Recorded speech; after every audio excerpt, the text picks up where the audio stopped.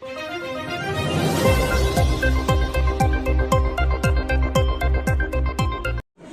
भी अगर इस तरीके से हमारा जब भी आंदोलन का हमारा कोई भी आंदोलन होगा, अगर नोटिस जाएगा, अगर कोई काम करेगा, तब भी उसे नोटिस देके बार एसोसिएशन बर्खास्त करेगी।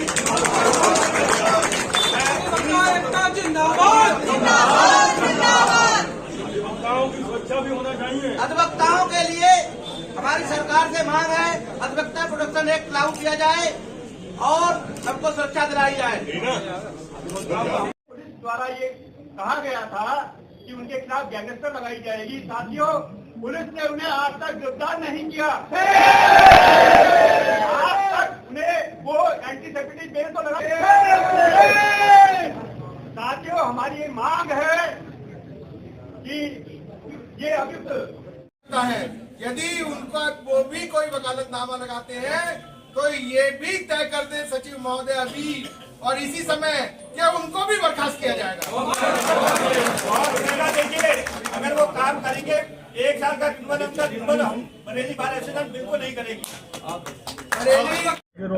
आज आपने ज्ञापन दिया है, क्या वजह है और किन मांगों को लेकर दिया है? देखिए, बहुत रोष का विषय है कि हमारे अधिवक्ता साथी जो हैं, एक रीना सिंह, श्रीमती रीना सिंह हैं, उनके परिवार पे अभी कुछ दिनों पहले हमला हुआ था। उसमें जो बचे हुए हैं, जो उसमें अभियुक्त हैं, उनकी कोई गिरफ्तारी अभी तक नहीं हुई है, कोई टीम का गठन नहीं हुआ है, उन पर गैंगस्टर की कोई कार्रवाई नहीं की गई है जो अंदर हैं, और बहुत समय बीतता जा रहा है। दूसरे हमारे एक साथी अधिवक्ता हैं राजाराम सोलंकी जी, उनके चैम्बर में घुस के उनके ऊपर हमला हुआ है, सारी और डे लाइट इंसिडेंट हुआ है।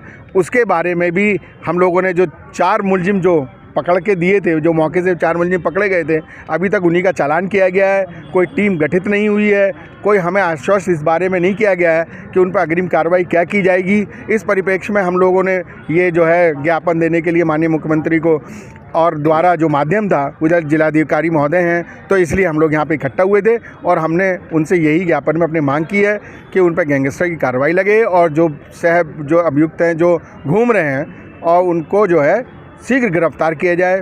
क्योंकि इसमें सबसे बड़ी रीना वाले प्रकरण में तो एक दिक्कत ये आ रही है कि वो लोग एंटीसिपेटरी बेल तो डाल रहे हैं, घूम रहे हैं, लेकिन उनको पुलिस गिरफ्तार नहीं कर रही है। आपने एक और घोषणा करी है कि जो उनकी मदद करेगा वो कोई भी वकील उसको आप निष्कासित कर। देखिए, ये हमारे सचिव महोदय हैं, उनका भावनाएं और अधिवक्ताओं की भावनाओं को देखते हुए ये घोषणा की गई है और बिल्कुल जायज़ घोषणा है। इसमें कोई घोषणा नहीं है, बल्कि हमारे सचिव और हम तो इस बात के लिए, और हमारी पूरी टीम जो इस समय निर्वाचित है, वो पूरी इस बात को आश्वस्त नहीं, इस बात को मन बना के बैठी है कि यदि ऐसा कुछ होगा तो हम उसमें ज़रूर कार्रवाई करेंगे और उनको बाहर से निष्कासित करेंगे। हमारे यहाँ एक गवर्नमेंट ने एक स्कीम चलाई हुई है जिसमें DLS एक डिपार्टमेंट है। उसमें क्या होता है कि जो लोग अंदर हैं और जिनको पैरवी नहीं अधिवक्ताओं की मिल पा रही है प्रॉपर, वो किसी भी तरीके से है। अब इसमें सरकार की मंशा तो अच्छी थी कि जो लोग पड़े हुए हैं जेल में, जिनके पास कोई पैरोकार नहीं है, कुछ नहीं है, गरीब हैं, उनको ये सुविधा मिल जाए। उसका फ़ायदा ऐसे क्रिमिनल भी ले रहे हैं, जैसे हमारे सोलंकी जी हैं या रीना हैं या कोई हैं। आप अधिवक्ता उसमें काम नहीं कर रहे हैं, अधिवक्ता नहीं लगा रहे हैं, लेकिन DLSA वाले उसमें आ जा रहे हैं। लेकिन वो भी हमारे साथी अधिवक्ता हैं जो DLSA वाले हैं। वो जो साथी अधिवक्ता हैं उनके लिए हमारे सचिव साहब और कार्यकारिणी और हम लोगों ने मिलकर ये सब तय किया है कि अगली बार अगर जो उन्होंने भी कोई काम उसमें लगाए तो हैं, तो वो इनिशियली अधिवक्ता और हमारे बार के मेंबर, उन्हें भी हम बाहर से निष्कासित करेंगे। क्या शुभ नाम है आपका? मैं मनोज कुमार हरित, अध्यक्ष बरेली बार एसोसिएशन। सर, क्या नाम है आपका? मेरा नाम राजाराम सोलंकी एडवोकेट। मैं कचहरी बरेली में ही प्रैक्टिस करता हूँ। क्या कहना चाहते हैं? मेरा कहना यह है कि जो हमारे अध्यक्ष साहब हैं, सचिव साहब हैं, जो बातें उन्होंने बताई हैं विधि अनुसार बताई हैं और वैसे ही कानूनी होनी चाहिए। कोई निर्दोष ना फंसे, जो दोषी दबोच लिए हैं इनको कड़ी से कड़ी सज़ा होनी चाहिए। आपके ऊपर हमला किया गया था? मेरे ऊपर जानलेवा हमला किया गया था। मैं अपनी सीट पर बैठा हुआ था, जान से मारने की नीयत से ही आए थे। वो तो मेरा सौभाग्य रहा कि मैं नीचे गिर गया और गोली जो है दीवार पर लग गई। कितने लोग थे वो?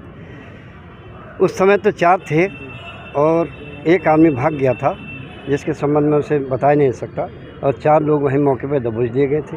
उनका तमंचा छीन लिया गया था, फायरिंग वाला सब कुछ वहाँ पर।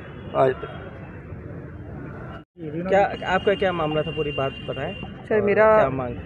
मेरी मांग यही है कि जो क्रिमिनल हैं अभी तक फरार घूम रहे हैं उनको जल्द से जल्द गिरफ्तार किया जाए, और जिन्होंने षड्यंत्र रच करके मेरे साथ मतलब मेरे परिवार के साथ धोखा किया, फायरिंग किया करके, उन षड्यंत्रकारियों के खिलाफ मतलब कड़ी से कड़ी कार्रवाई होनी चाहिए और षड्यंत्र का पूरा निष्कासन होना चाहिए। पिछले महीने भी आप पिछले साल एक कप्तान साहब से मिली थी, उसके बाद आश्वासन मिला था, क्या रहा उसमें? उसके बाद 2 गिरफ्तार हुए, उसके बाद अभी तक किसी को गिरफ्तार ही नहीं किया गया, ना गैंगस्टर की प्रक्रिया अपनाई गई, कुछ मतलब आगे के सूत्र पता नहीं चल पा रहे हैं क्या हो रहा है। धमकियां वगैरह कितने लोग फरार हैं आपके? लगभग काफ़ी फरार हैं। उसमें जो हमने लिखवाए थे कुछ अनजाने लोग भी थे जो उसमें सहयोग किया, जो लोग फायरिंग करने आए थे, उसमें मुझे पूरी अभी जानकारी नहीं है।